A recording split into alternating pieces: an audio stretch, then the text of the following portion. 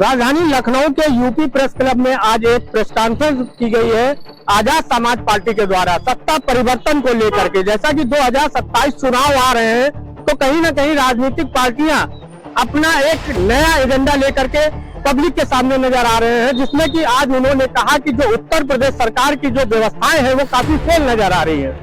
राष्ट्रीय अध्यक्ष और नगीना सांसद आजाद समाज के पार्टी के उन्होंने स्पष्ट रूप से कहा है कि हमारी पार्टी हमेशा संघर्ष करती है और जो भी उत्तर प्रदेश में और खास करके आज उत्तर प्रदेश को बधाई दी गई है कि जो बिजली की बढ़ोतरी 10% की गई है उसको लेकर उत्तर प्रदेश के लोगों को बधाई दी है।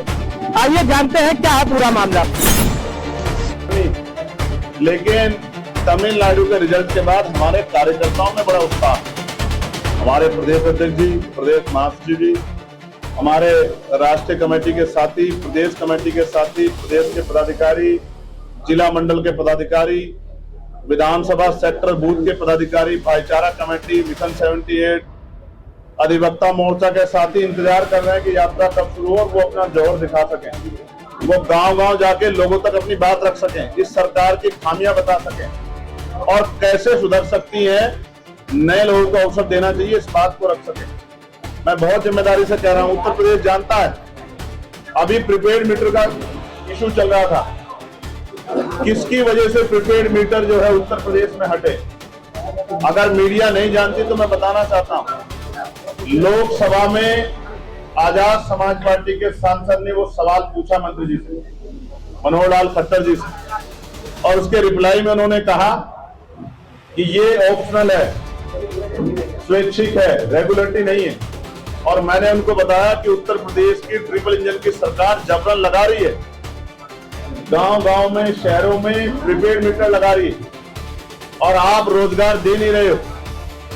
सरकार मनरेगा में 125 दिन का कानून लाई, बाकी 225 दिन क्या करेंगे लोग जिनके पे रिचार्ज नहीं होगा, उनके बच्चों की पढ़ाई कैसे होगी, उनके घर में उजाला कैसे आएगा, रोशनी कैसे आएगी।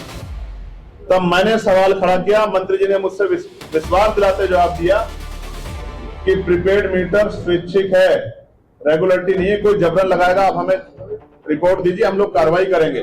उसके बाद आंदोलन हुए, क्योंकि जहां बिल आता था 500-700 हजार रुपए का, वहां आने लगा 6-7 हजार रुपए का। तब जाके इस डर से कि चुनाव सर पे है, सरकार ने प्रीपेड मीटर वापस लिए। और मैं आज जनता को कहना चाहता हूं, चुनाव खत्म होगा तो फिर से प्रीपेड मीटर ले आएंगे, इसलिए इनको हटाना बहुत जरूरी है, इसलिए सत्ता परिवर्तन यात्रा से जुड़ना जरूरी है।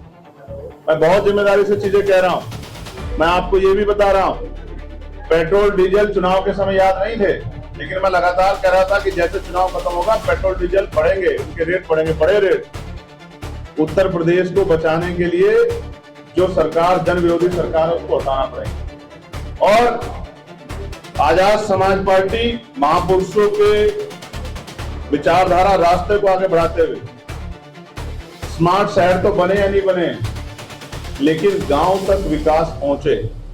शहरों में सड़कें बड़ी हुई या नहीं हुई चौड़ी, लेकिन गांव की सड़कें अच्छी बन जाएं, गांव के विद्यालय, गांव के अस्पताल अच्छे बन जाएं, ग्रामीण क्षेत्रों में बिजली पानी की व्यवस्था हो जाए, रोजगार की व्यवस्था हो जाए। ये हम संकल्प समझते हैं, क्योंकि मैं मानता हूं 80% आबादी गांव में निवास करती है, गांव को मजबूत बनाना जरूरी है। इसलिए बहुजन समाज का संकल्प है, आजाद समाज पार्टी विकल्प है, नौकरी दो या कुर्सी छोड़ो। हम नौजवानों के बीच में जाके पूछेंगे, सरकार से सवाल पूछो, नौकरी दो या कुर्सी छोड़ो। जैसे याद है ना मंडल कमीशन, काशीराम साहब ने क्या कहा था, मंडल कमीशन लागू करो वरना कुर्सी खाली करो। तो क्या तो कुर्सी छोड़ो या नौजवानों को रोजगार दो। युवा मांगे रोजगार, नहीं चाहिए भ्रष्टाचार। कब तक भ्रष्टाचार की भेंट चढ़ेंगे। संविधान बचाओ, सामाजिक न्याय दिलाओ, सत्ता परिवर्तन अब की बार बहुजन होगा हुक्मरान। पूरे प्रदेश में यात्रा जाएगी, पूरे प्रदेश के लोगों से अपील करेगी। हमारे कार्यकर्ता, हमारे नेता गांव-गांव, गली-गली जाके उत्साह के रूप में अगले 8 महीने इस उत्साह को मनाएंगे। और इस उत्साह को सरकार जानती है, क्योंकि 2024 में नहीं लड़े थे हम लोग पूरे उत्तर प्रदेश में, तो सरकार जानती है कि ग्रामीण क्षेत्रों में आजाद समाज पार्टी की पकड़ क्या है। इसलिए तो पंचायत चुनाव नहीं कराया।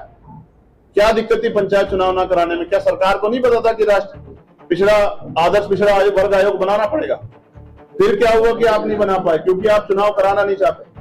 आपको पता है चुनाव होगा, रिजल्ट आपके खिलाफ आएगा, तो फिर जनता के मन में संदेश बनेगा कि सरकार जाने वाली है। आप जबरन ब्लॉक प्रमुख, जिला पंचायत अध्यक्ष बनाने की कोशिश करोगे तो कड़ा विरोध होगा। विरोध से बचने के लिए आप इसको चुनाव के बाद ले जाएं, क्योंकि आपको लगता है कि आप पुनः शाम दाम दंड भेद छल कपट लगा के और कोई ऐसी योजना लाके कि महिलाओं को पैसे देने की, आप वोट को लूटने का, खरीदने का प्रयास करोगे और फिर सत्ता के आधार पर दमन करके इन चुनाव को लूटने का प्रयास करोगे। इसलिए आप चुनाव को पीछे ले जा रहे हैं। लेकिन आजाद समाज पार्टी ये होने नहीं देगी। ना ही एसटी क्लस वहां से हटाने दिए जाएंगे, ना ही उत्तर प्रदेश के युवाओं को, किसानों को, बेरोजगारों को, नौजवानों को, महिलाओं को और कर्मचारियों को अपमानित होने दिया जाएगा। सबको साथ लेकर आजाद समाज पार्टी आगे बढ़ेगी, ऐसा मैं आपको विश्वास दिलाता हूँ। 4 जून व्यवस्था परिवर्तन दिवस, और व्यवस्था परिवर्तन दिवस से सत्ता परिवर्तन यात्रा बिजनौर से होकर पूरे उत्तर प्रदेश में जाएगी। इन्हीं सब बातों के साथ मैं अपनी बात को खत्म करता हूँ। आपका कोई सवाल होगा?